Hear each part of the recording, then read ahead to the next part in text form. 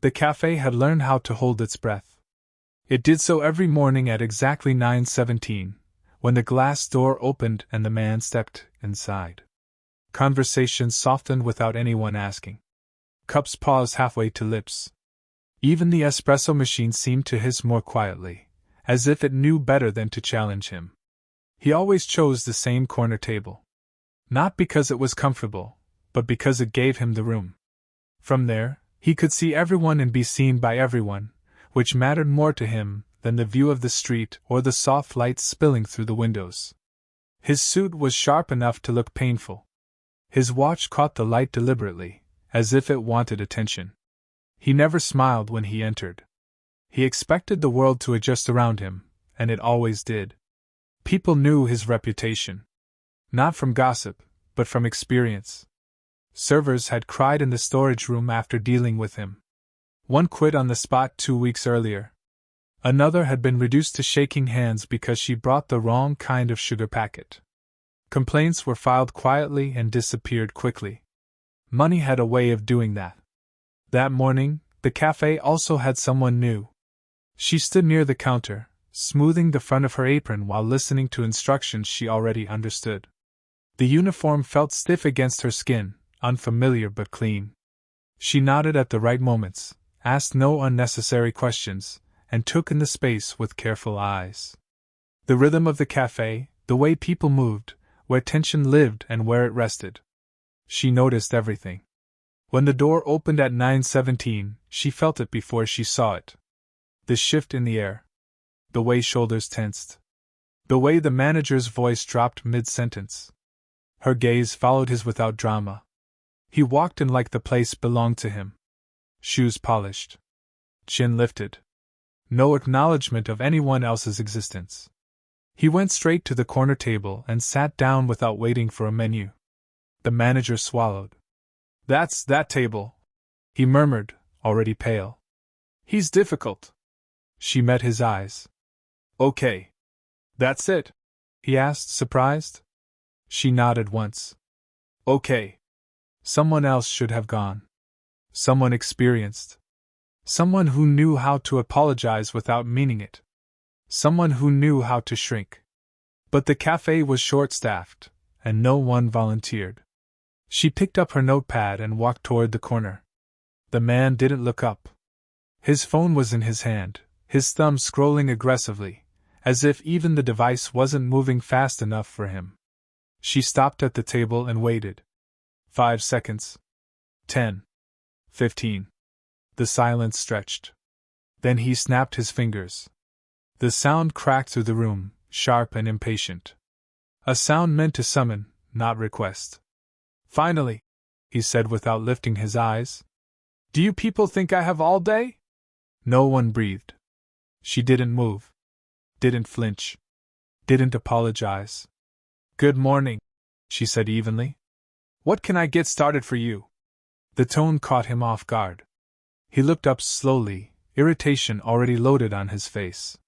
His eyes traveled over her in a way that wasn't curiosity but calculation.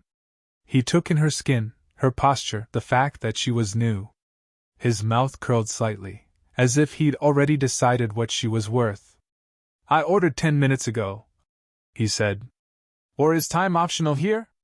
A couple near the window shifted in their seats. Someone stared hard into their coffee.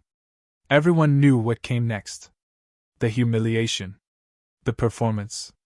"I wasn't your server before," she replied calmly. "But I am now." The words landed differently than expected. Not defensive. Not submissive. Just factual. He leaned back, studying her with narrowed eyes. "New, then," he said. "Figures.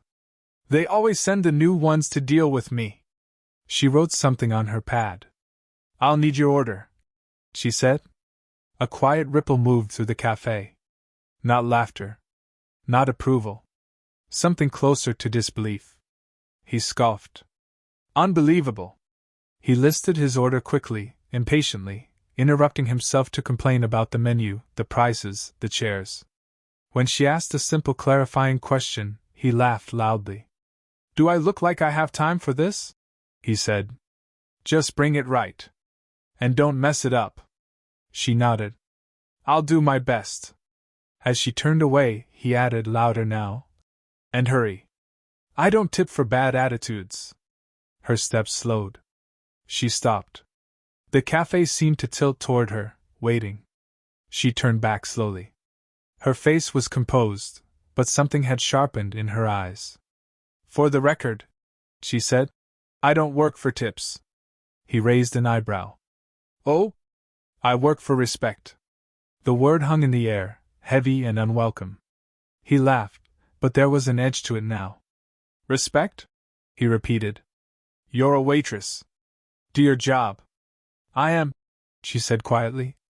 And part of my job is deciding how much disrespect I'm willing to tolerate.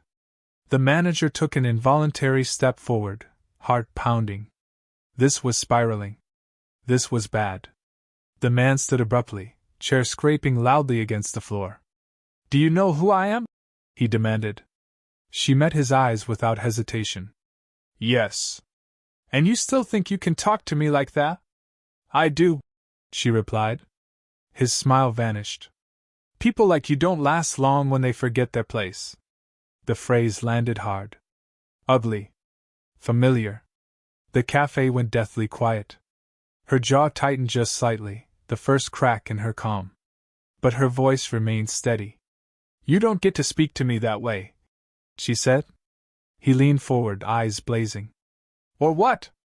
She reached into her apron. Not hurried. Not dramatic. Just deliberate. And whatever she pulled out made his expression change completely.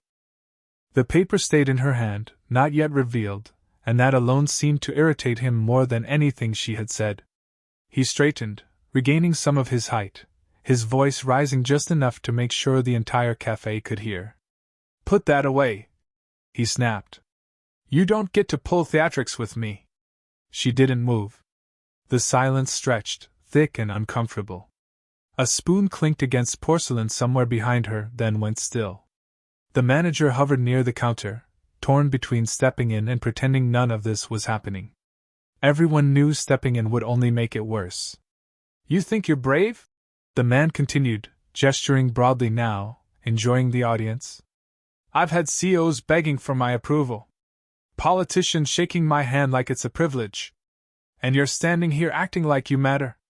Her fingers tightened slightly around the folded paper, but her face remained calm. I matter to myself, she said. That's enough.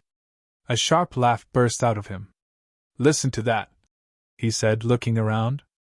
They really will hire anyone now. No experience, no manners, no understanding of how the world works. A woman at a nearby table shifted uncomfortably. A man frowned into his cup. No one spoke. The waitress felt the weight of every eye on her, felt the old familiar pressure crawling up her spine. The expectation? The unspoken demand to smile, apologize, retreat. She had carried that weight before in other rooms, other jobs, other conversations that looked different but felt exactly the same. Not today. You've been served here before, she said evenly. You know the rules. He scoffed. Rules don't apply to me. They do, she replied. You just haven't been told no often enough. A ripple ran through the room. Someone sucked in a sharp breath. His face hardened. I'll speak to the owner. I'll make sure you never work in this city again. She nodded slowly, as if considering it. You can try. The manager finally stepped forward, voice trembling. Sir, maybe we can. Stay out of this. The man barked without looking at him. Unless you want your little cafe on the wrong side of things. The manager froze. He knew the threat wasn't empty. The man turned back to her, lowering his voice, making it intimate and cruel. You should have kept your head down. People like you survive by knowing when to be quiet. Her eyes flashed. People like me survive because we don't, she said. He stared at her, truly stared this time, as if seeing her clearly for the first time. Not a server. Not a uniform. A person who wasn't bending. His voice rose again, sharp and cutting. You think you're making some kind of point? All you're doing is embarrassing yourself. I'm not the one embarrassed, she replied. He laughed loudly, theatrically. Oh, sweetheart. Trust me. You will be. He reached into his wallet and slapped a thick stack of bills onto the table. The sound echoed like a challenge. This, he said, tapping the money, is more than you'll make in a week. Apologize, bring my order, and we forget this ever happened. Her gaze dropped briefly to the money, then lifted back to his face. Put it away, she said. The laughter died instantly. What did you say? He asked, incredulous. I said put it away, she repeated. I'm not for sale. A man near the window let out a quiet, stunned laugh before clamping a hand over his mouth. The millionaire's face flushed. You're making a mistake. Maybe, she said. But it's mine. He leaned closer, voice low and venomous. Do you know how many people would kill for this opportunity? Yes, she replied. That's the problem. His hand shook slightly as he shoved the money back into his wallet. Rage simmered just beneath the surface now, no longer contained by arrogance. You think you're special, he said. You think standing up to me makes you strong. But the world doesn't reward people like you. She finally unfolded the paper a little, just enough for him to notice. The movement caught his attention immediately. What's that? He demanded. She didn't answer. What is that? He repeated louder. She looked at him, her voice calm but edged now with something dangerous. You're not ready for it. A murmur spread through the cafe. Phones were no longer hidden. Someone near the counter had openly started recording. His eyes flicked around, noticing for the first time that the room was no longer on his side. Not impressed. Not intimidated. Watching him. You think you can threaten me? He snapped. I'm not threatening you, she said. I'm warning you. He took a step back, then forward again, struggling to reassert control. This is harassment, he said. I could have you arrested. For what? She asked. Asking you to treat me like a human being? His jaw clenched. For refusing service. For disrespect. She tilted her head slightly. Disrespect goes both ways. The manager swallowed hard. Sir, he said quietly, maybe it's best if. The man rounded on him. You're fired if you don't shut up. The cafe erupted in gasps. The waitress turned sharply toward the manager. You're not fired, she said firmly. And he doesn't get to say that. The authority in her voice surprised even him. The man stared between them, disbelief giving way to something darker. You think you have power here? He asked her. She looked back at him, steady as stone. Not yet. She placed the folded paper flat on the table between them, her fingers resting on it for just a moment longer than necessary. But you're about to find out who does. His eyes locked onto the paper. The room leaned in. And for the first time since he walked through that door, the millionaire didn't speak. The paper lay between them like a quiet dare. For a long moment, no one moved. The cafe felt suspended in time, every sound muted, every breath measured. The man's eyes were fixed on the folded sheet as if it might bite him. He didn't reach for it. Not yet. Pride held his hands still. You expect me to read that? He finally said, forcing a scoff. I don't take orders from waitstaff. She didn't pull the paper back. She didn't push it toward him either. You don't have to read it, she said. You already know what it is. His jaw tightened. I have no idea what you're talking about. That's not true, she replied calmly. You recognized the letterhead the second you saw it. A faint muscle twitched near his temple. He hated that she'd noticed. Around them, the cafe had stopped pretending. Chairs were angled toward the corner table now. No one cared how obvious it was. This was no longer about coffee or pastries or bad manners. Something heavier was unfolding, something people would talk about later in lowered, excited voices. He leaned closer, lowering his voice again, trying to reclaim control through intimidation. You're bluffing, he said. You think flashing a piece of paper will scare me? She met his gaze.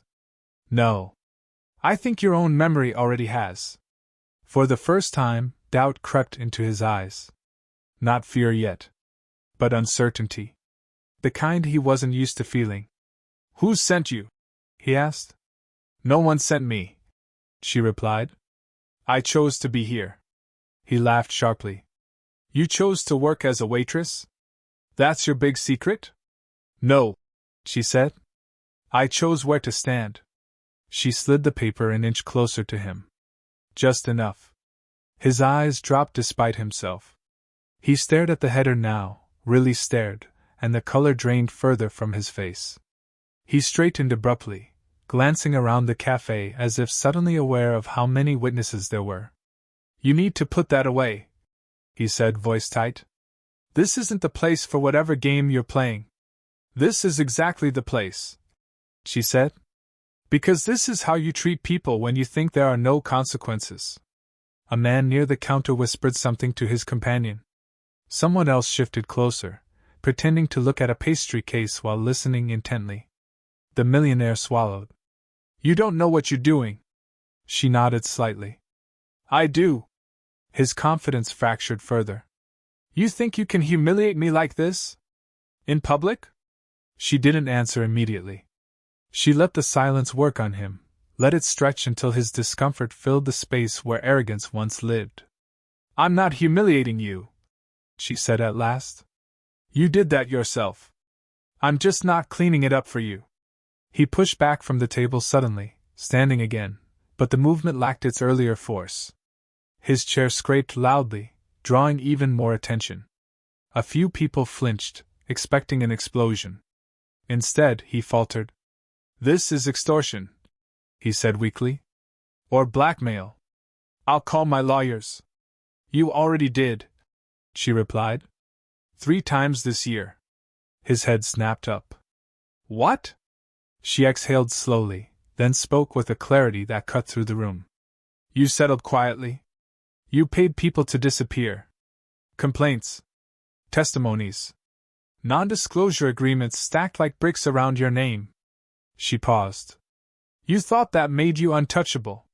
His mouth opened, then closed again. He looked genuinely shaken now, his earlier bluster stripped bare.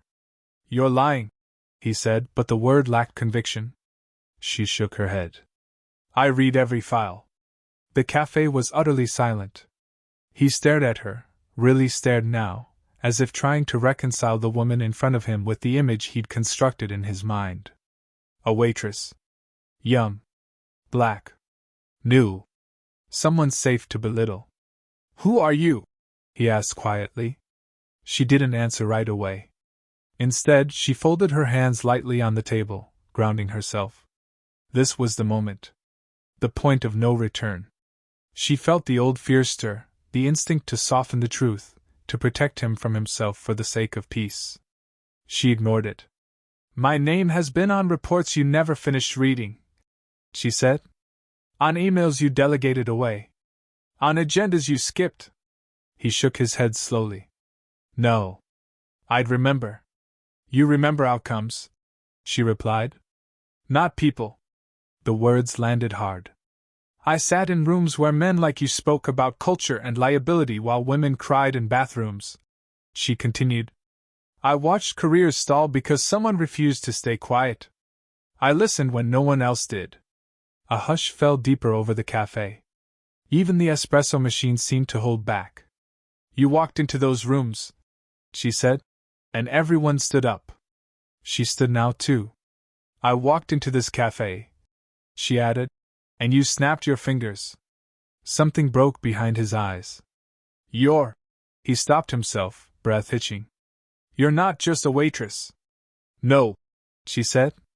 But today I am one. And that's what matters. He sank back into his chair slowly, the fight draining out of him. His voice dropped to a near whisper. Why? The question hung there, raw and unguarded. She looked at him steadily. Because this is how you treat people when you think you're safe. He glanced around again, seeing the phones, the faces, the judgment he could no longer buy away. Sweat beaded faintly at his hairline. You planned this, he said. She shook her head. I plan to work. You plan to be cruel. Everything else followed naturally. The manager stood frozen a few steps away, unsure whether to breathe. The millionaire's shoulders slumped. If you wanted something, he said, desperation creeping in, you could have asked. I don't want anything from you, she replied. I want you to understand something. He looked up at her, eyes hollow. You're not feared, she said. You're tolerated. And that ends when someone decides not to tolerate you anymore. She picked up the paper at last, folded it neatly, and slipped it back into her apron. The room waited, suspended. He stared at her, knowing something irreversible had happened, even if he didn't yet know how it would end. And for the first time in his life, power was no longer on his side. He sat there for a long moment after she slipped the paper back into her apron, as if his body hadn't yet caught up with what his mind already knew. The café, once something he dominated without effort, now felt hostile in a way he didn't understand. Not loud. Not aggressive. Just unmoved by him. You can't do this, he said finally, his voice quieter than anyone had ever heard it. It wasn't a threat anymore. It was a plea. She looked at him with a steadiness that didn't waver. I'm not doing anything, she replied. I'm letting things happen. He shook his head slowly, fingers gripping the edge of the table. You think this ends me? He asked. I've survived worse. She nodded. I know. That answer unsettled him more than denial would have. Around them, people had stopped pretending to drink their coffee. The energy in the room had changed, not into something cruel or mocking, but into something firm. Collective. The kind of silence that no amount of money could crack. The manager cleared his throat, voice shaking but present. Sir, he said, I'm going to have to ask you to leave. The man turned sharply. You don't have the authority. I do, the manager said, surprising even himself. His shoulders straightened. And so does she. The millionaire looked back at the waitress, searching her face for hesitation, for guilt, for anything he could exploit. There was nothing. He laughed weakly. This is absurd, he said, standing again, but now the movement lacked any command. I'll make a call. This will all disappear by tomorrow. She stepped aside slightly, giving him space, her voice calm and clear. It won't. How can you be so sure? He snapped. Because this time, she said, you weren't alone with your behavior. He followed her gaze. Phones. Faces. Witnesses. People who would talk. Security appeared at the door then, called not by drama but by quiet resolve. Two men stood respectfully, waiting. Not aggressive.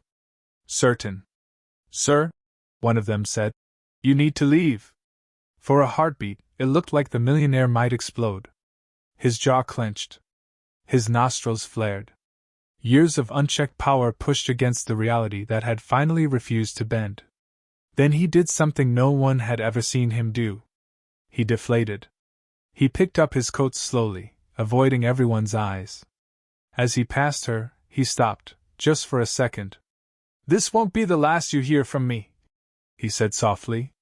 She met his gaze without fear. It already is. He hesitated, then turned and walked out. The door closed behind him with a soft chime. The cafe breathed again. For a moment, no one moved. Then someone clapped. One slow clap, hesitant, unsure if it was allowed. Another followed. Then another until the room filled with applause that wasn't loud but deep, steady, earned. She stood there quietly, letting it wash past her without feeding on it. The manager approached her, eyes wet.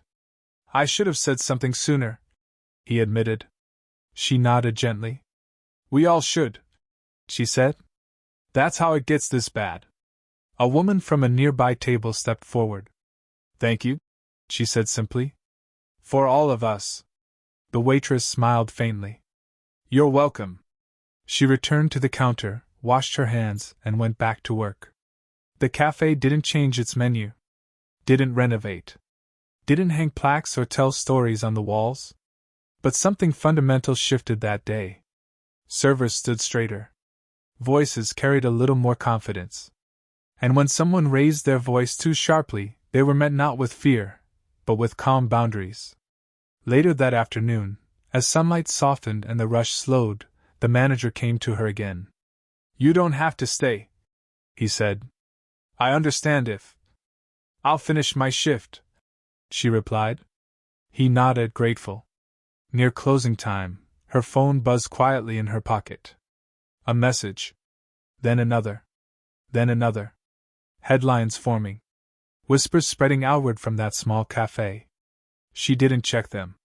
She wiped down the last table, the one in the corner that had once felt so heavy with tension. Now it was just a table. Light touched it freely.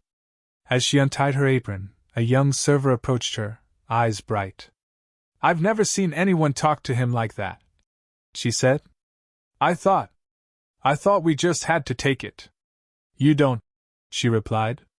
"You never did." The girl nodded, something new settling into her posture. Outside, the city moved on as it always did. Cars passed. People hurried. Power shifted invisibly, quietly, from one set of hands to another. As she stepped out into the evening air, the cafe door chimed softly behind her. She didn't look back. Somewhere else, in a boardroom far from coffee cups and snapped fingers, people were beginning to ask questions. Papers were being pulled. Silence was cracking. But she didn't need to be there for that. She had already done what mattered. Because respect isn't demanded by wealth or enforced by fear. It's claimed the moment someone decides they are no longer small. And that day, in a quiet cafe, one person stood up, and an entire room remembered how to stand with her.